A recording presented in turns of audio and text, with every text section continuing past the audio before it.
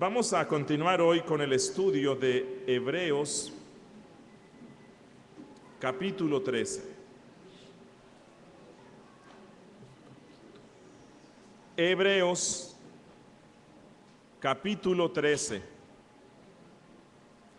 Vamos a estar meditando hoy en los versos 7 y 8. Versos 7 y 8. La palabra de nuestro Dios dice: acordaos de vuestros pastores que os hablaron la palabra de Dios. Considerad cuál haya sido el resultado de su conducta e imitad su fe. Jesucristo es el mismo ayer y hoy y por los siglos. Hoy vamos a estar estudiando el tema motivos para la fidelidad. Motivos para la fidelidad. Bueno, pareciera que el autor aquí entrara a un nuevo tema dentro de estas aplicaciones particulares, dentro de estas aplicaciones últimas que él está haciendo en la carta, pero realmente no es así. Así que para encontrar el significado y el alcance de todo esto que el autor dice en estos dos versículos, es necesario que tengamos en cuenta el contexto inmediato, que son los pasajes que están antes y después, y el contexto general de la carta. En el contexto inmediato recordamos que el autor de la carta exhortó a sus lectores en contra de dos pecados muy graves, que son el pecado de la codicia y el pecado de la falta de contentamiento o el descontento. El autor le recordó a sus lectores lo que Dios ya había dicho en el Antiguo Testamento: no te desampararé ni te dejaré. Y de esa promesa que estaba en el Antiguo Testamento, el autor hizo dos aplicaciones para él y para los lectores de la carta. Las dos aplicaciones fueron: en primer lugar, el Señor es mi ayudador. Así que lo que él dijo es: lectores hebreos, todo cristiano en este mundo está en una urgente necesidad de contar con un auxiliador todopoderoso, porque todo cristiano tiene que luchar en este siglo malo con un poderoso enemigo cuya furia prácticamente no conoce límites. Así que es una gran misericordia cuando nosotros como cristianos nos hacemos conscientes, por un lado, de nuestra impotencia, cuando nuestra vanidad es tan tenue como para darnos cuenta que sin la ayuda divina seríamos derrotados todos los días por nuestros enemigos. Así que el autor condujo a sus lectores para que experimentaran esa paz y esa tranquilidad que le da al corazón cuando nosotros somos conscientes de que el Señor es verdaderamente nuestro ayudador. La segunda aplicación práctica que el autor hizo de esa promesa que está en el Antiguo Testamento, porque no te desampararé ni te dejaré, la segunda aplicación práctica que él hizo es: no temeré lo que me pueda hacer el hombre. Esto está allí en el versículo 6. No temeré lo que me pueda hacer el hombre. Es decir, si el Señor no me desamparará nunca, si el Señor estará conmigo siempre, entonces Él debe ser nuestro próximo auxilio en medio de las tribulaciones, como dice el Salmo 46:1. Y esto hace una gran diferencia en el alma. Cuando el alma se da cuenta de que Dios no está lejos, sino de que, como dice Pablo en Filipenses 4:5, el Señor está cerca, entonces no le tendrá temor al hombre. Aunque Dios nos llame a caminar por el valle de la sombra de la muerte, no temeremos, porque su vara y su cayado nos infundarán aliento, nos consolarán. Y como el ayudador que el creyente tiene no es otro, sino que el todopoderoso Dios, entonces ningún daño real podrá acontecerle nunca, ningún daño real. Y la conclusión a la que llega el autor en el verso 6 es: ¿por qué entonces habría de temer a la criatura? Mi peor enemigo no me podrá hacer nada sin el permiso de Dios, porque Dios es mi ayudador. Así que aquí, en los versos 7 y en los versos 8, el autor continúa con las mismas aplicaciones, pero recordemos un poco el contexto en el cual se da este texto, el contexto general. Recordemos que ya hemos visto que el autor de la carta, de una u otra manera, implícitamente, tácitamente, la carta nos deja ver que los lectores originales, es decir, judíos convertidos al cristianismo, estaban pasando por duras pruebas. Sus compañeros, sus familiares, sus amigos, sus coterráneos judíos habían desatado una persecución contra ellos. Y ellos, estos cristianos, a causa del temor, estaban a punto de caer en un lazo, en el lazo de la apostasía. A causa del temor, estaban pensando abandonar a Cristo. Y recuerden que el temor, dice Proverbios 29:25, el temor del hombre pondrá lazo. Mire, el temor del hombre, el temor en Abraham, le puso un lazo muy grande y Abraham cayó en un pecado de mentira, tratando de ocultar la verdadera relación que tenía con su esposa a causa del miedo. El temor efectivamente pone un gran lazo. Recordemos a Israel, el temor le puso a Israel un gran lazo cuando escucharon los negativos informes de los 10 espías. El temor le puso un gran lazo a Pedro, lo cual le llevó a negar, a apostatar temporalmente de Cristo.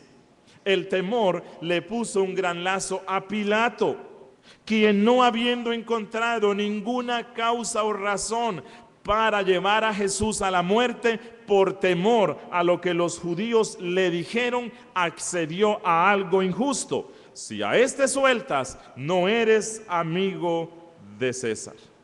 Así que el temor le pone un gran lazo al hombre. Y aquí el autor de la carta está luchando contra ese temor que sus lectores tienen y está infundiéndoles valor por medio de estas promesas. Así que el autor los fortalece en contra de esta tentación. Les anima para que permanezcan fieles en Cristo, y él ha recurrido a muchas cosas. No se nos olvide Hebreos capítulo 11. Todo ese listado que él nos presentó de los héroes de la fe precisamente fue para infundir valor en sus lectores, para que vencieran el temor y no cayeran en el lazo que él produce, el cual les iba a conducir a la apostasía. Pero no solamente los lectores hebreos estaban siendo perseguidos físicamente, sino que se habían introducido a la iglesia algunos falsos maestros que, haciéndose pasar por cristianos, estaban diciéndole a estos hermanos: miren, Realmente el cristianismo no es como ustedes lo están viviendo. Para ser verdaderos cristianos hay que ser judíos. Para ser verdaderos cristianos hay que practicar la religión judaica. Y a Cristo no hay que tenerlo como ese ser tan grande que el apóstol Pablo y que otros dicen que Él es. Porque Cristo no es más que un mero sacerdote humano.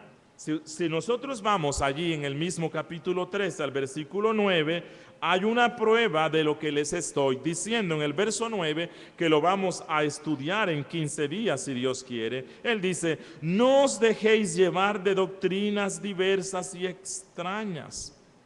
Habían doctrinas extrañas que falsos maestros cristianos estaban introduciendo a la iglesia, y el autor está exhortándoles: deben permanecer firmes en la fe, no tengan temor al hombre y tampoco se dejen engañar por el hombre. Así que en este contexto es en el cual se nos da esta aplicación, la cual vuelvo a leer. Dice: acordaos, y textualmente en griego dice: acordaos de los que tienen dominio sobre vosotros.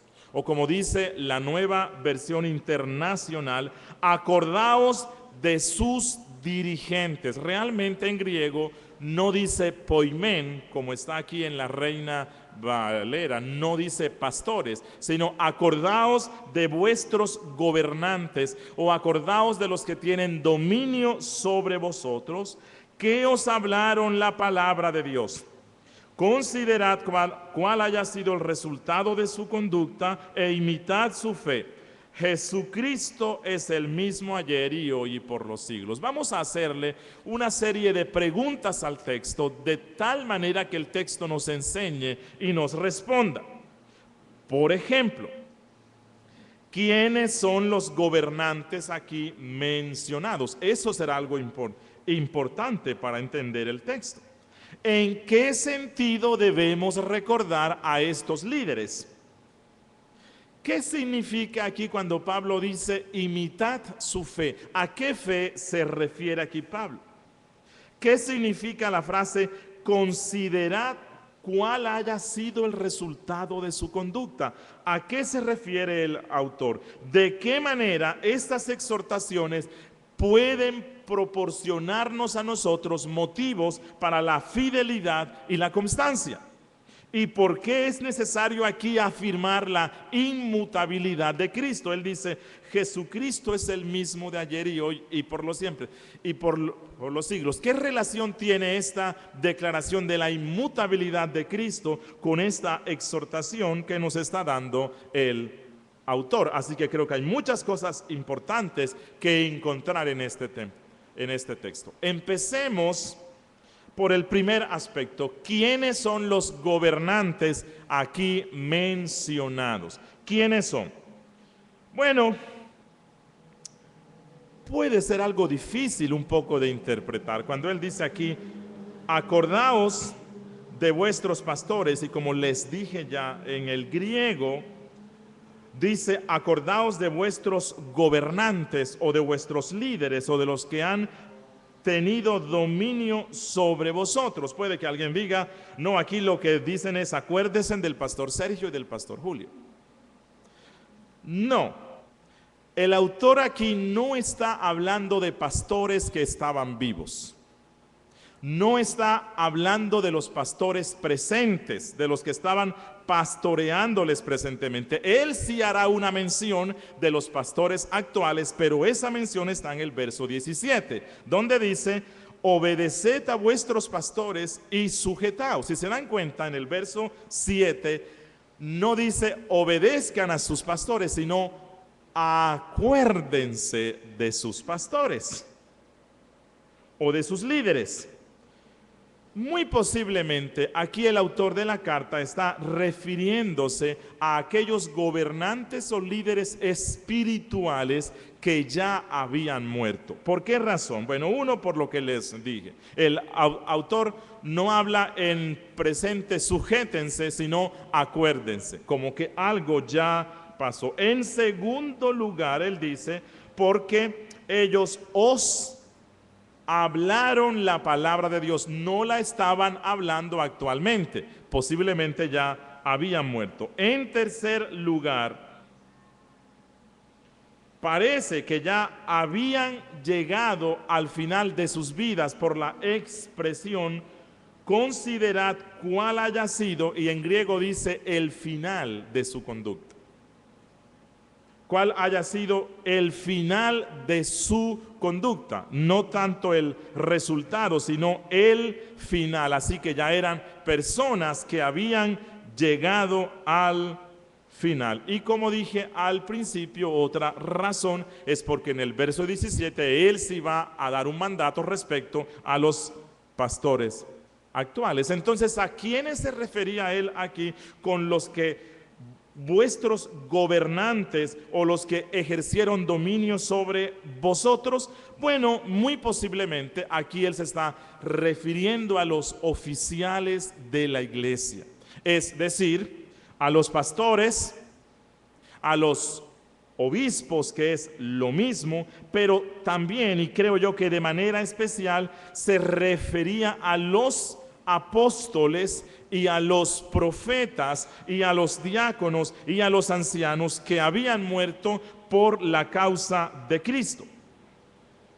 Muy posiblemente él tuvo en cuenta aquí, recuerden a Esteban, a Jacobo, que habían muerto por causa de Cristo. La palabra pastor, que se pone aquí en nuestra versión Reina Valera, no tiene toda la fuerza que la palabra griega tiene en original, la cual preferible es que su traducción sea gobernante o aquel que tiene dominio. En Mateo capítulo 2, versículo 6, en griego, se usa la misma palabra.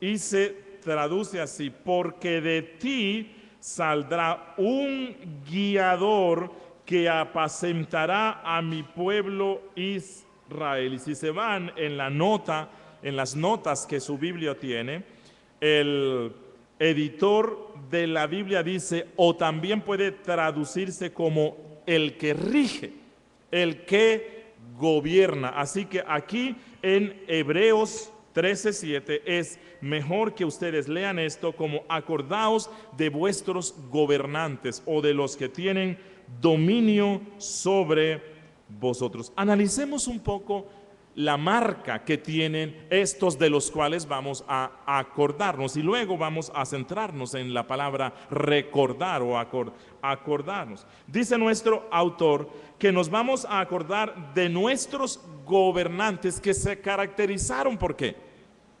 Dice que os hablaron la palabra de Dios. Esta es la cualidad de estos gobernantes espirituales, que os hablaron la palabra de verdad, la palabra de Dios. Esta es la marca del líder cristiano. Si bien es cierto que la Biblia casi nunca usa el término líder para referirse a los que ofician, no obstante aquí en el verso 7 él los llama gobernantes o los que tienen dominio, pero no son gobernantes por un capricho de sus mentes, no gobiernan por leyes que se inventan, sino que gobiernan por medio de una sola cosa, y esta sola cosa es la predicación de la palabra de Dios.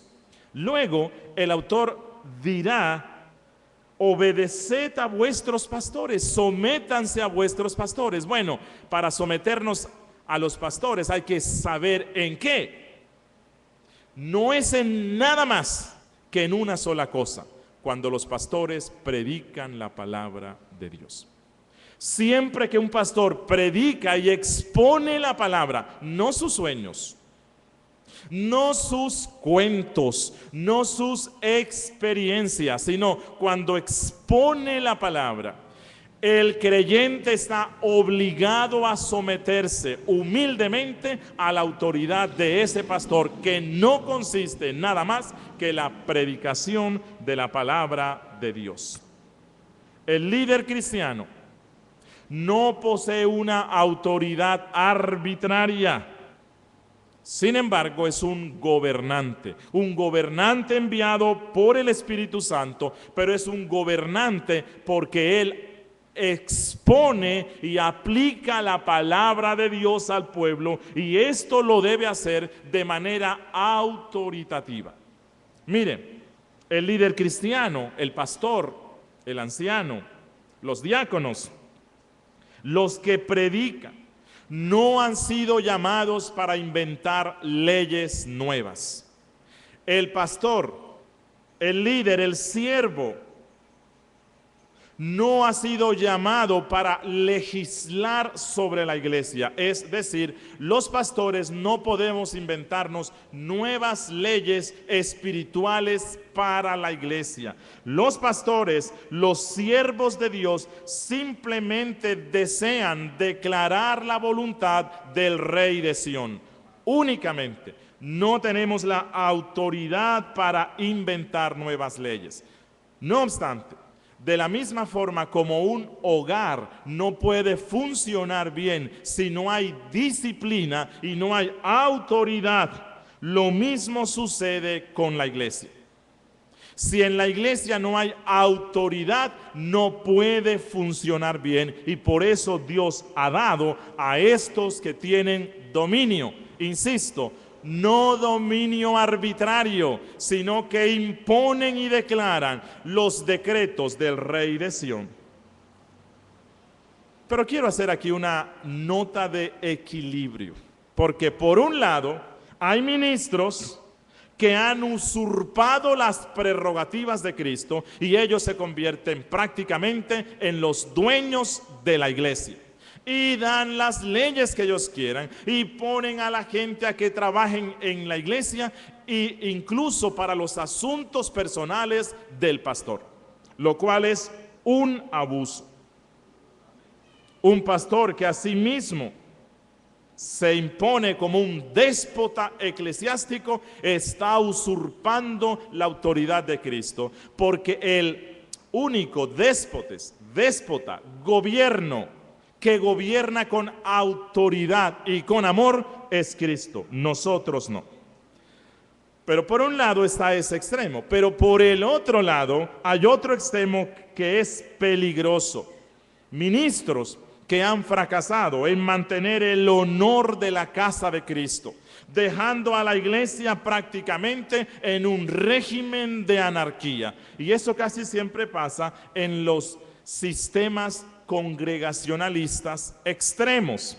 Algunos grupos bautistas de nuestra propia fe creen que los pastores no tienen gobierno sobre la iglesia, sino que toda la asamblea es la que tiene el máximo gobierno. Pero cuando toda la asamblea es la que tiene el máximo gobierno, eso se convierte en un caos. Jesucristo mismo ha dado personas que ejerzan dominio por medio de la palabra. Y esto es lo que Él nos da a entender aquí. Gobernadores que exponen la palabra de Dios. Y dice nuestro texto: acordaos de los que tienen dominio sobre vosotros, que os hablaron la palabra de Dios. Y quiero centrarme un poquito más en esta cualidad del que gobierna, que habla la palabra de Dios. Este es el criterio por el cual deben ser probados todos aquellos que ostentan ser guías o autoridad en nuestra época. Hoy tenemos a muchos apóstoles que se levantan por todo el mundo. Bueno, una forma de probar si lo son, y recuerden que Apocalipsis, en las cartas que Cristo le manda a una iglesia, Él lo felicita porque no eran tontos, no tragaban entero, y a esa iglesia fueron muchos diciendo que eran apóstoles.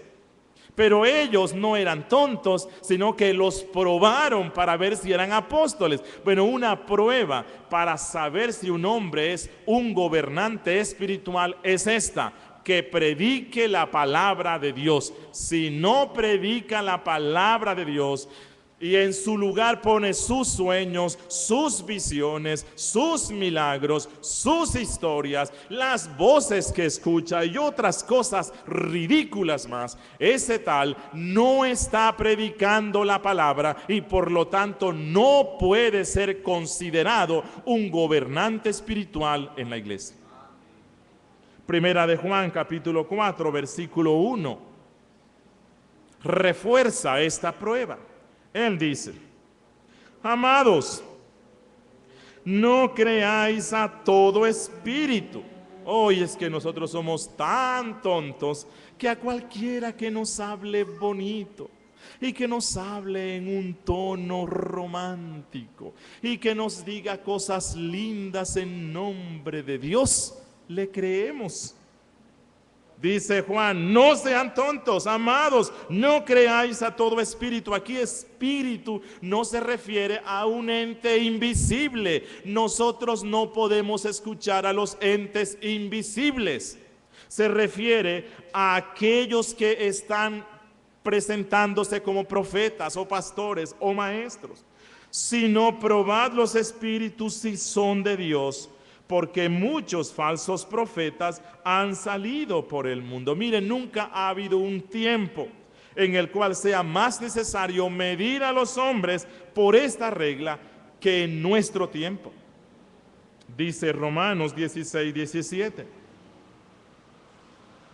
Mas os ruego, hermanos, que os fijéis en los que causan divisiones y tropiezos en contra de la doctrina que vosotros habéis aprendido. Bueno, él aquí no se refiere a la doctrina que usted pudo haber aprendido en alguna iglesia pseudo bíblica o pseudo evangélica en la cual usted estuvo antes. Él se refiere aquí a la doctrina apostólica, la que está contenida en la Biblia. ¿Y cuál es la instrucción que nos da él? Apartaos de ellos. Hay muchas personas que por curiosidad entran y escuchan y ven el canal Enlace. Y ellos creen que tendrán la capacidad para retener lo bueno y abstenerse de toda especie de mal, que es casi el 99.99% de lo que sale en ese canal. El mandato que la Biblia da es: apártense de ellos, borren ese canal de sus televisores. Y si puede, suspenda todo el servicio de televisión. No, nada bueno allí. Segunda de Juan 10. Si alguno viene a vosotros y no trae esta doctrina, es decir, no predica fielmente la palabra de Dios, no lo recibáis en casa, ni le digáis bienvenido. Ay, pastor, pero es que su personalidad es tan agradable. El mensaje que esa persona da es tan tranquilizador y tiene tanta gente que le sigue. Tiene una iglesia con 100,000 miembros. El mandato de Dios es este. Jesús dijo en Juan 3:34, porque el que Dios envió, las palabras de Dios habla. Y si no está hablando conforme a la palabra, no lo escuchamos. Así que esta es una característica de los que verdaderamente han sido llamados por Dios. El maestro cristiano, el pastor cristiano, tiene ese deber sagrado, hablar únicamente la palabra de Dios. No debe caer en la especulación filosófica ni en la especulación teológica, ni ha sido llamado por Dios para hacer cosquillitas al oído de sus oyentes, hablándoles de los temas sensacionalistas de nuestro tiempo. Bueno, la siguiente mención que se dice aquí de estos gobernantes a los cuales hay que recordarlos es: considerad cuál haya sido el resultado de su conducta, pero luego dice: e imitad su fe. Vamos a centrarnos en esta última parte. Imitad su fe. ¿A qué se refiere aquí con su fe? Bueno, recuerden que ya lo hemos dicho muchas veces, la palabra fe en la Biblia puede significar varias cosas. Es una palabra polisémica, tiene varios significados. Obviamente que los significados que tienen no son opuestos, todos están concatenados. Ya hemos visto que la palabra fe puede significar confianza. Esa confianza mediante el cual el corazón se vuelve a Dios en arrepentimiento, se apoya en su palabra y por medio de esa fe es instrumentalmente salvos. Por ejemplo, Jesús le dice a una mujer en Mateo 9:22, ten ánimo, hija, tu fe te ha salvado. Ahora, cuando dice tu fe te ha salvado, no es que la fe por sí misma sea la que nos salve.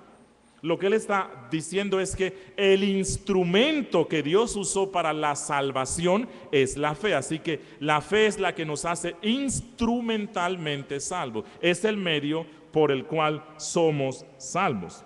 Efesios 2:8, Pablo dice, por gracia sois salvos por medio del instrumento de la fe. Esta fe es esa confianza que ponemos en Dios. Pero en la Biblia también la palabra fe, además de esa confianza, significa o se refiere a aquello que se ha de creer, es decir, la doctrina. En la Biblia muchas veces la palabra fe significa doctrina. Por ejemplo, Hechos 14:22 dice, exhortándoles a que permaneciesen en la fe. Allí la palabra fe es exhortándoles a que permaneciesen en la doctrina apostólica. Romanos 10, versículo 8, dice Pablo, esta es la palabra de fe que predicamos. Allí la palabra de fe es la doctrina. Esta es la doctrina que les predicamos. Judas, versículo 3, dice, que contendáis ardientemente por la fe que ha sido una vez dada a los santos. Aquí es por la doctrina que ha sido dado a los santos. Pero en la Biblia, la palabra fe también puede significar los frutos de la misma, los frutos de la verdadera fe. Primera Tesalonicenses 3:6 dice, pero cuando Timoteo volvió de vosotros a nosotros, y nos dio buenas noticias de vuestra fe. Cuando él dijo buenas noticias de vuestra fe, él nos dio las noticias de los frutos que ustedes están produciendo. ¿Por qué? Por la fe que ellos tienen. Santiago 2:18 dice, y yo te mostraré mi fe por mis obras muestran mi fe. Así que la palabra fe muchas veces en la Biblia se refiere a los resultados que produce ella. Pero hay una cuarta acepción de esta palabra en la Biblia, y es que significa fidelidad o constancia. En la Biblia la palabra fe también significa fidelidad o constancia, y muy posiblemente, cuando aquí el autor dice imitad su fe, muy posiblemente de manera especial tuvo en mente este cuarto significado o este cuarto uso de la palabra fe en la Biblia. En la Biblia puede significar fidelidad o constancia, y les muestro unos pasajes. Mateo 23:23. Mateo 23:23 dice, Jesús le habla a los fariseos, y dejáis lo más importante de la ley, la justicia, la misericordia y la fe. La palabra fe en griego que se usa aquí puede ser traducida fidelidad, y dejáis la fidelidad. Romanos capítulo 3, versículo 3 dice, su incredulidad habrá hecho nula la fe de Dios. Puede traducirse así. Obviamente que cuando dice la fe de Dios, es imposible que se refiera a la confianza. ¿Por qué? ¿En qué otro ser puede confiar Dios? ¿Hay alguien más grande que Dios? La confianza únicamente se pone en alguien más grande. Dios no la puede poner en nadie más. Así que Dios no necesita fe en ese sentido, sino la fidelidad de Dios. Y otro texto muy claro, Gálatas 5:22. Dice Pablo en Gálatas 5:22, mas el fruto del Espíritu es amor, gozo, paz, paciencia, benignidad, bondad, fidelidad, o como dice en la Reina Valera, fe. Aquí fe también puede ser traducida por fidelidad, como dice en la Nueva Versión Internacional. Así que es muy posible que esta última acepción sea en la que esté pensando el autor de nuestra carta. ¿Por qué? Bueno, recuerden, ¿cuál era la situación de estos lectores? Había desánimo, había amarga oposición.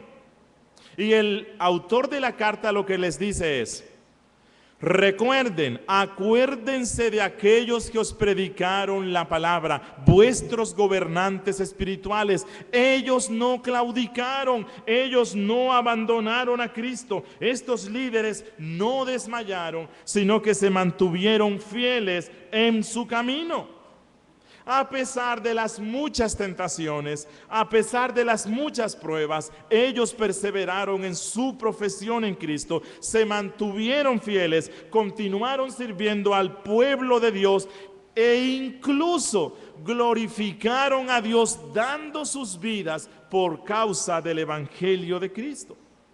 Fieles a Cristo fueron fructíferos, la otra acepción de la palabra fe. Fieles a Cristo fueron fructíferos en su vida hasta el final de su carrera. Y lo último que se dice aquí de estos líderes, que es lo tercero, solo que quise intercambiarlo, dice: considerad cuál haya sido el resultado de su conducta. Consideren, recuerden a estos líderes cuál haya sido el resultado de su conducta. Bueno, esta frase también tiene cierta dificultad. ¿A qué se refiere él aquí con resultado? ¿A qué se refiere él aquí con resultado? Bueno, la palabra griega que se usa aquí y que en la mayoría de las versiones se traduce el fin, consideren cuál haya sido el fin de su conducta.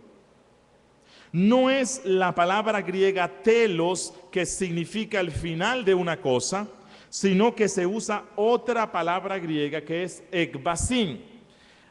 Esta palabra griega ekbasin significa textualmente salida o subida a. Salida o subir a.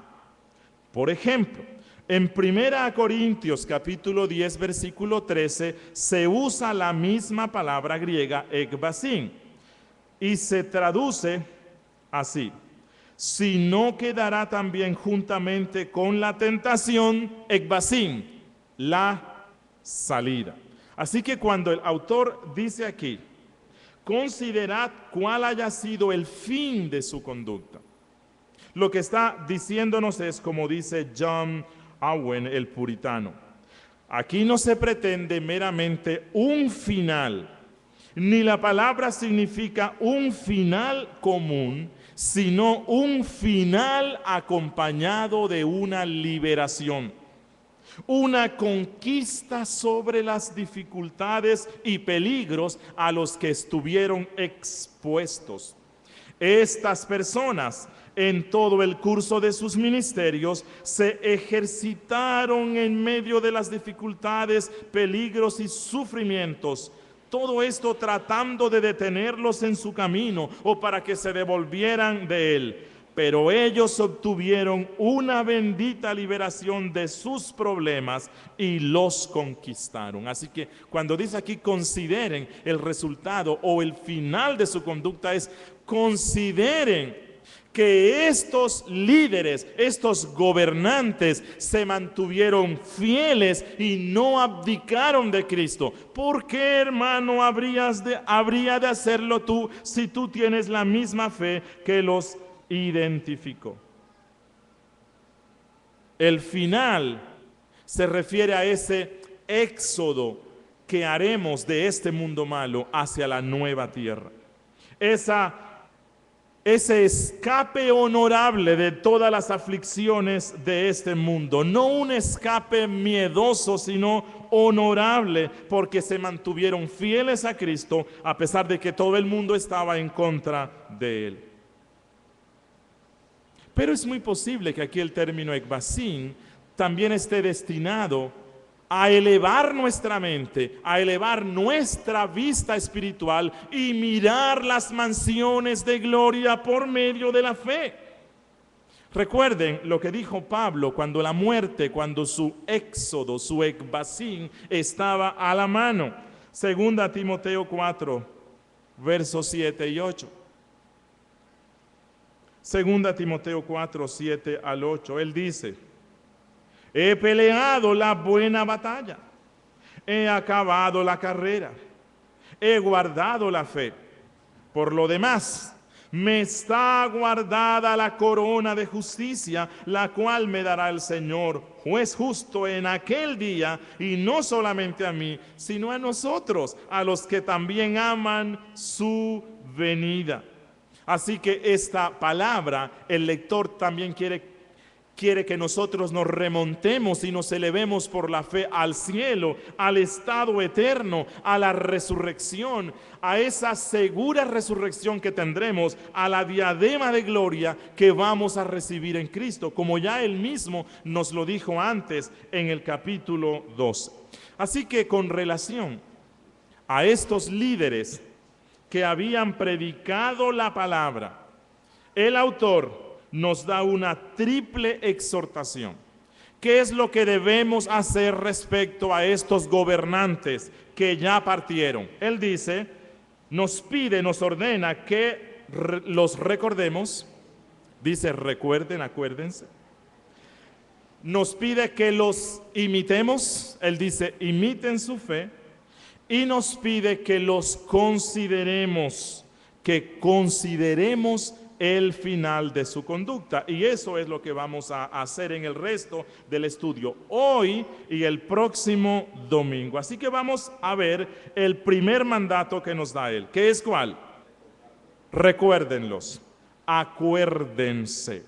Miren, esta palabra griega que se usa aquí para recuerden es una palabra que también tiene un uso profundo y profuso en la Biblia.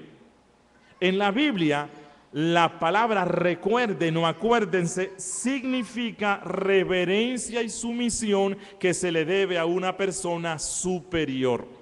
Reverencia y sumisión que se le debe a una persona superior. Por ejemplo, Eclesiastés 12, versículo 1.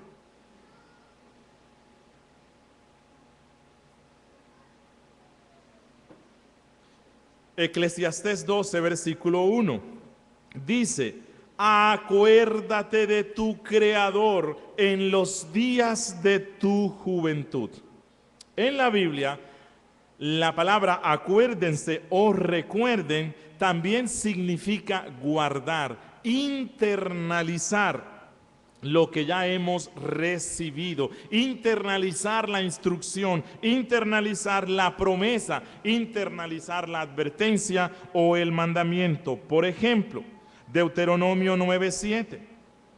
Deuteronomio 9:7 dice,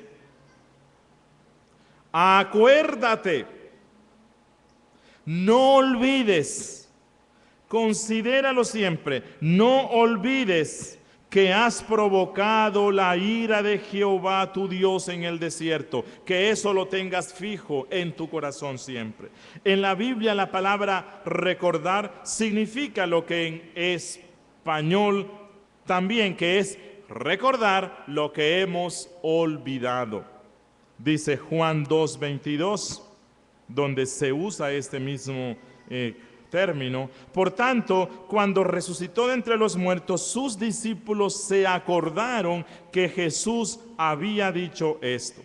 Y esta palabra de acuérdense o recordar también significa meditar. Deuteronomio 8:2.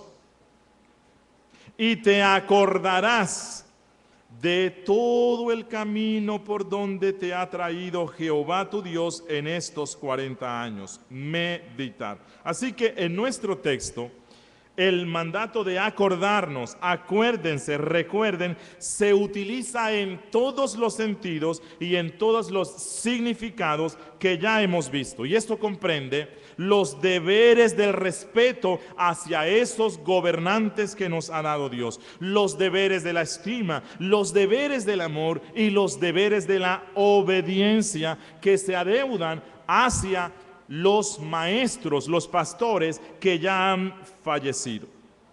Mire, esta no es una exhortación innecesaria, porque a causa de nuestro pecado, a causa de nuestra naturaleza humana caída, somos muy dados a olvidar rápidamente a un pastor fiel. Lo olvidamos de una forma rápida. Mire, tan desmemoriados somos en el agradecimiento por los líderes que nos ha dado Dios, que esto es una ingratitud, y la ingratitud es pecado. Escuchen lo que dice Eclesiastés 9:15. Eclesiastés 9:15 nos presenta el caso de nuestra mente tan mala. Dice él: y se halla en ella un hombre pobre. Bueno, y nos es más fácil olvidar a los buenos pastores que eran pobres. Y se halla en ella un hombre pobre, sabio, el cual libra a la ciudad con su sabiduría, y nadie se acordaba de aquel pobre hombre. Esa es nuestra naturaleza humana. Por eso el Espíritu Santo nos dice: acordaos de vuestros pastores, acordaos de vuestros líderes espirituales. Esto incluye el agradecimiento a Dios por ellos, hablar bien de ellos, poner en práctica las enseñanzas que nos dieron. Específicamente esto significa lo que dijo un puritano: atesorar en el corazón sus instrucciones, traer a la mente sus consejos, advertencias y exhortaciones, meditar con gratitud en sus incansables esfuerzos para establecer en ustedes la fe. Pero quiero aquí dar una explicación. La Iglesia Católica Romana y algunas otras iglesias utilizan este versículo para justificar la veneración a los santos. Ellos dicen: aquí el Señor nos está mandando a acordarnos de nuestros gobernantes espirituales. Y una cantidad de supersticiones se han inventado para supuestamente cumplir con este mandato. Por ejemplo, las celebraciones religiosas en el aniversario de la muerte de estos líderes, la dedicación de altares, la dedicación de capillas para preservar su memoria. Dios quiera que en 100 años a la iglesia nuestra no le pongan Capilla Sergio Ruiz. Eso no es lo que el autor nos está diciendo. Algunos veneran o adoran prácticamente los huesos de estos líderes espirituales. Les adjudican curaciones milagrosas, como algunos están haciendo con los huesos de una líder, de una pastora, lo cual es antibíblico, que se llama Kathryn Kuhlman, y algunos van a recibir la unción de su tumba. Eso no es lo que el autor está diciendo aquí. Esto no es más que mera superstición. Pero él sí está diciendo que estos hombres que dieron sus vidas por el Evangelio, que fueron un testimonio fructífero para la fe y que ya murieron, deben ser tenidos en alta estima por el amor que tuvieron ellos a la obra. Bueno, no solamente cuando mueran, mientras vivan, debemos estimarlos, e incluso después que hayan muerto. Pero los siervos de Dios nunca deben ser recordados con veneración idolátrica, como algunos están haciendo, y tampoco se le deben dar honores que solo le pertenecen a Cristo. Aquí el mandato es: recuérdenlos, acuérdense. No carnalmente, acuérdense espiritualmente, acuérdense de lo que hicieron, acuérdense de lo que enseñaron, acuérdense de su testimonio, del fruto de su fe, de su vida de santidad. Y esto los va a afectar y esto les va a hacer que ustedes también quieran caminar con fe y que puedan tener vidas que den frutos, que den réditos para la gloria de Cristo. Así que es en este último punto que he mencionado en el cual podemos ver cuál es el propósito que el autor de la carta tenía cuando escribió esto. El propósito era fortalecer a sus lectores para que no se desviaran de la fe. Su propósito era animarlos para que ellos recordaran esto. Mire, es muy posible que él aquí no solamente se refiriera a los pastores que habían tenido ellos y que habían muerto, sino a los apóstoles que muchos habían muerto, pero posiblemente a muchos de los héroes de la fe que ya él les mencionó en el capítulo 11. Y lo que él dice es, si ustedes tienen en cuenta su vida, sus instrucciones, ustedes podrán percibir el error de las doctrinas extrañas y diversas, que luego él mencionará en el verso 9. Así que, hermanos, quiera Dios ayudarnos a que nosotros también practiquemos esto. ¿A quiénes podemos recordar nosotros? Bueno, tenemos muchos hombres que han sido fieles en la historia de la iglesia, que ya murieron, que no están con nosotros, que no fueron pastores en la gracia de Dios, pero que han sido pastores en las iglesias de Cristo. Recordémoslo. Mire, en nuestra historia eclesiástica tenemos hombres que fueron ejemplo de constancia, virtud y piedad en medio de crueles persecuciones. ¿Quiénes conocen la biografía de John Bunyan? Un prócer de nuestra fe bautista reformada, en medio de crueles persecuciones y de frías y horribles cárceles. Él escribió sendos y profundos libros llenos de una piedad cristiana que nos conducen a una vida cristiana fructífera. Leamos la biografía de todos estos grandes hombres que han muerto. Y como una aplicación final, quiero decir esto. En este siglo,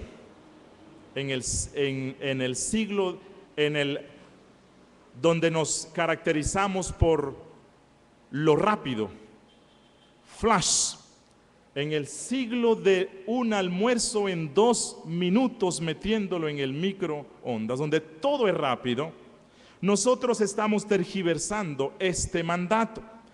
El autor dice, acuérdense, tengan en consideración y sumo aprecio a aquellos líderes espirituales en el cual pudieron ver el final de su conducta, que murieron. Y hoy estamos haciendo lo contrario. Hoy los pastores, los líderes, los escritores quieren tener fama mundial simplemente con un año de ministerio y quieren que todo el mundo los imite. Si bien es cierto que debemos apreciar a aquellos hombres que hoy en vida están manifestando fidelidad a Cristo, el mandato se dirige especialmente a los que han muerto. ¿Por qué? Porque hoy yo puedo ser un pastor fiel. Hoy puedo predicar la palabra, pero no sé en 5 años. No sé en 10 años. Miren, no se me olvidará esto. Cuando yo era chico, de lo cual no hace mucho, empecé a conocer la Reforma a través de un pastor que predicaba muy bien, Harold Camping. Harold Camping es el presidente de una cadena de emisoras norteamericanas que se llaman Family Radio. Y aprendí la Reforma a través del, un poco de la Reforma. Un hombre que enseñaba la palabra de Dios fielmente. Hoy día tiene creo que como unos 95 años y se torció. Oiga, llegando ya al final de sus días, se torció. Ahora es un apóstata. ahora es un apóstata.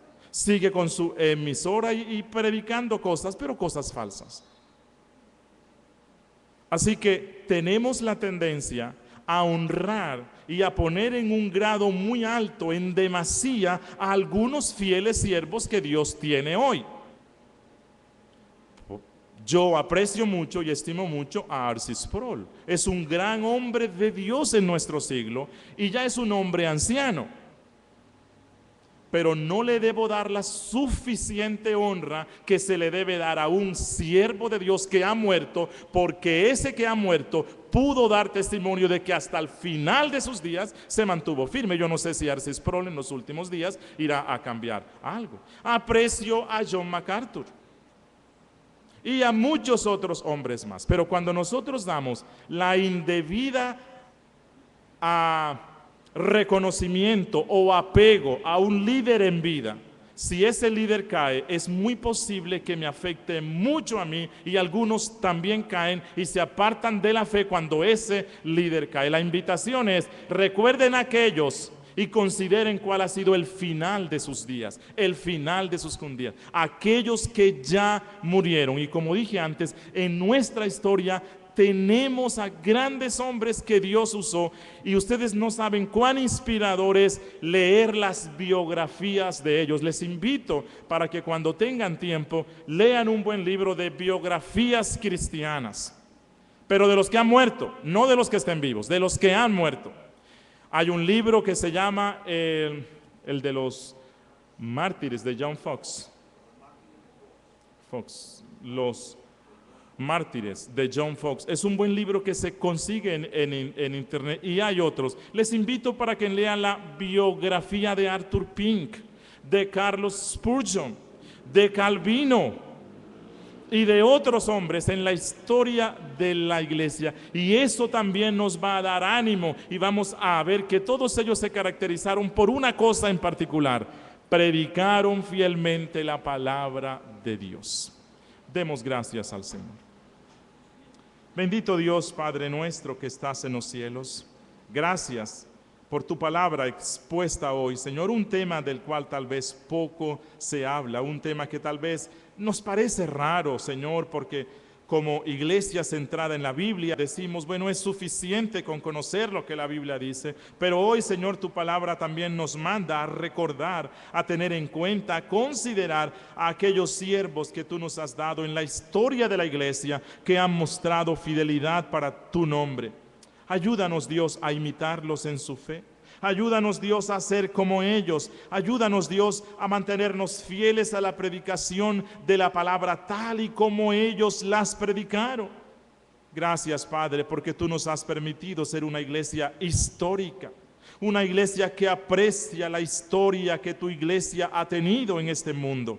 Ayúdanos, Dios, a nunca olvidar este aspecto y a tener en gran consideración las vidas, los testimonios, los buenos ejemplos de todos estos líderes, de estos gobernantes que tú has dado a la iglesia. Y permite que de nosotros, luego de un tiempo de nuestra muerte, se pueda decir lo mismo: acuérdense de ellos, acuérdense de Pedro, acuérdense de Antonio, acuérdense de Julio, acuérdense del final de su vida, de sus conductas. Oh Señor, ayúdanos a no desmayar en medio de la prueba. Ayúdanos a no desmayar en medio de la persecución de nuestros familiares, amigos, en medio de todas las dificultades que este mundo nos da por ser cristianos.